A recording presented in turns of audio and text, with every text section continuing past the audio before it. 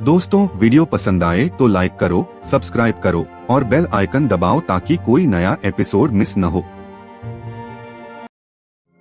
एक चम्मच शहद बनाने के लिए मधुमक्खियों को 20 लाख फूलों पर जाना पड़ता है। लेकिन असल सवाल ये है, फूलों के रस से शहद कैसे बनता है?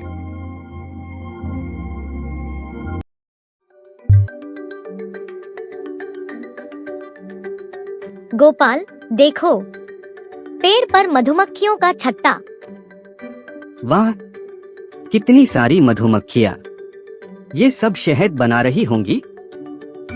हाँ, लेकिन मुझे तो ये जानना है कि ये फूलों के रस से शहद कैसे बनाती हैं। चलो माँ से पूछते हैं।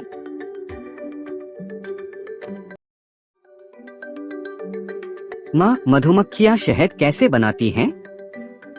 हमने पेड़ पर छत्ता देखा। बहुत अच्छा सवाल। पहला कदम, मधुमक्खी फूल पर बैठती है और अपनी लंबी जीभ से फूल के अंदर का मीठा रस चूसती है। इसे नेक्टर कहते हैं। वाह! और फिर वो सीधे छत्ते में ले जाती है? इतना आसान नहीं है बेटा। मधुमक्खी नेक्टर को अपने पेट में इकट्ठा करती है, एक खास शहद का पेट जो खाने के पेट से अलग होता है।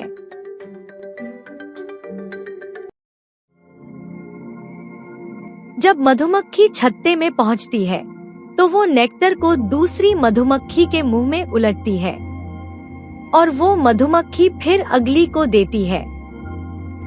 मुंह से मुंह में? ये तो अजीब है। हाँ, लेकिन इसी प्रक्रिया में हर मधुमक्खी एक खास एंजाइम मिलाती है जो शक्कर को तोड़ता है। 20 से 30 मिनट तक ये चबाने का काम चलता है। फिर क्या होता है माँ? फिर मधुमक्खियाँ नेक्टर को छत्ते की कोशिकाओं में भर देती हैं और फिर सैकड़ों मधुमक्खियाँ अपने पंख तेजी से हिलाती हैं, जैसे छोटे छोटे पंखे। पंखे क्यों?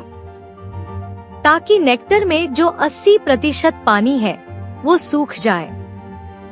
जब पानी 17-18% रह जाता है, तभी शहद तैयार होता है।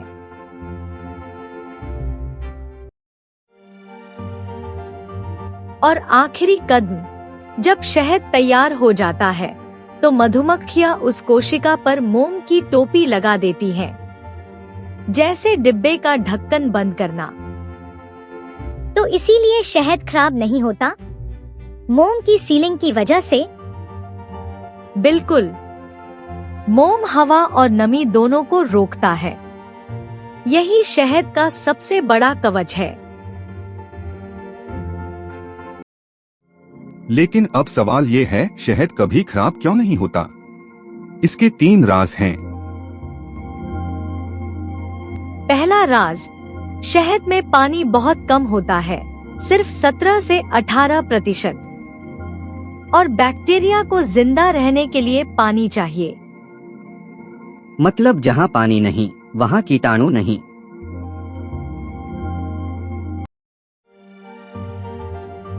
दूसरा राज, मधुमक्खियाँ शहद में एक खास एंजाइम मिलाती हैं, जो हाइड्रोजन पेरोक्साइड बनाता है। ये प्राकृतिक एंटीबैक्टीरियल है। इसीलिए पुराने जमाने में लोग घाव पर शहद लगाते थे। बिल्कुल। और तीसरा राज, शहद थोड़ा अम्लीय होता है। उसका पीएच लेवल इतना कम है कि कोई भी कीटाणु टिक नहीं पाता। 3 तरीकों से रक्षा। शहद तो सुपर हीरो है। और इसका सबूत?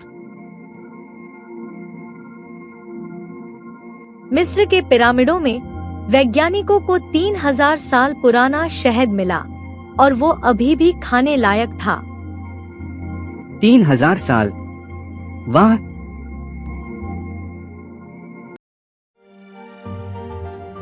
माँ, शहद खाने के क्या क्या फायदे हैं? बहुत सारे। पहला, शहद में एंटीऑक्सीडेंट्स होते हैं जो शरीर की कोशिकाओं को बचाते हैं। गुनगुने पानी में शहद और नींबू पीने से शरीर की सफाई होती है। इसीलिए माँ रोज सुबह शहद वाला पानी पिलाती हैं। दूसरा, गले में खराश हो तो शहद और अदरक का मिश्रण दवाई से भी बेहतर काम करता है।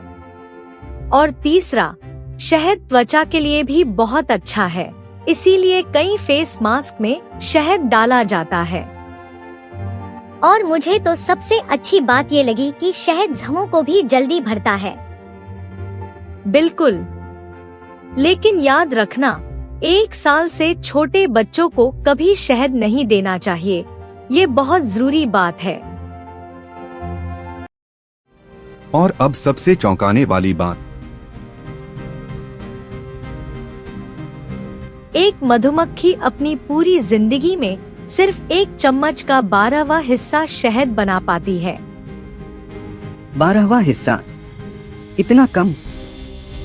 हाँ, 1 किलो शहद बनाने के लिए मधुमक्खियाँ पृथ्वी के 4 चक्कर जितना उड़ती हैं, लगभग 1,65,000 किलोमीटर। माँ, मतलब जब हम 1 चम्मच शहद खाते हैं तो उसमें 12 मधुमक्खियों की पूरी जिंदगी की मेहनत होती है। बिल्कुल सही। इसीलिए शहद सिर्फ खाना नहीं है, ये प्रकृति का सबसे मेहनती तोहफा है। अब मैं कभी शहद बर्बाद नहीं करूँगा, हर बूंद कीमती है। और एक बोनस तथ्य, क्या तुम जानते हो कि मधुमक्खियाँ नाचकर बात करती हैं? नाचकर? हाँ, जब कोई मधुमक्खी अच्छे फूल ढूंढती है तो वो छत्ते में वापस आकर एक खास वैगल डांस करती है। नाच की दिशा बताती है कि फूल किधर है और नाच की गति बताती है कि कितनी दूर है। मतलब मधुमक्खियों की अपनी GPS है, बिना फोन के। तो दोस्तों, अगली बार जब शहद खाओ तो सोचना इसमें कितनी मधुमक्खियों की मेहनत है। प्रकृति से प्यार करो। दोस्तों, वीडियो अच्छी लगी तो लाइक करो, सब्सक्राइब करो और बेल आइकन दबाओ ताकि कोई नया एपिसोड मिस न हो।